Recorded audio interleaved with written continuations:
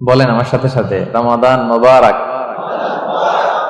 রমাদান কারীম, রমাদান মোবারক, রমাদান কারীম। এই যে এখন মনে হচ্ছে যে না রমজান আসছে, রমাদানের একটা ভাব, মাশাআল্লাহ তাবারাকাল্লাহ। রোজার কিছু বিধিবিধান আছে, রুলস এন্ড রেগুলেশনস আছে, এবং রমাদান আসলেই আমরা অনেক প্রশ্ন পাই দেশ থেকে, দেশের বাইরে থেকে।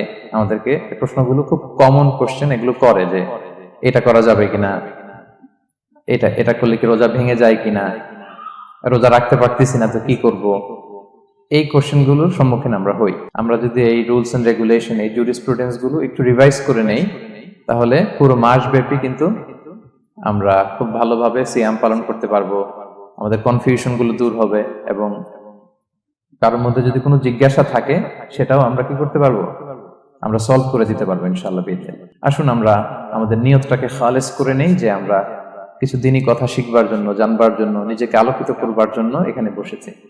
কারণ ইন্নামাল আমালু বিন্নিয়াত, যে কোনো কাজের রিওয়ার্ড দেওয়া হয়, প্রতিদান দেওয়া হয় নিয়তের উপর বেস করে। তো আমাদের নিয়ত যদি ভালো হয়, আমাদের এই পুরো সময়টা এটা ইবাদত হিসেবে গণ্য হয়ে যাবে আলহামদুলিল্লাহ।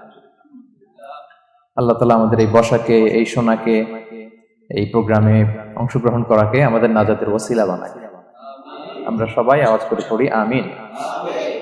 প্রিয় ভাইরা, মূল আলোচনাতে যাওয়ার আগে আমি ইন্ট্রোডাক্টরি একটা ডিসকাশন করব শুরুতে, এবং মূল আলোচনাটা বুঝবার জন্য এই ইন্ট্রোডাকশনটা বোঝা জরুরি। আমি আমার আলোচনা শুরুতেই সূরাতুল বাকারার একটা আয়াত তেলাওয়াত করেছি, 183 নম্বর আয়াত, এবং এই আয়াতটা আপনারা প্রায় শুনবেন।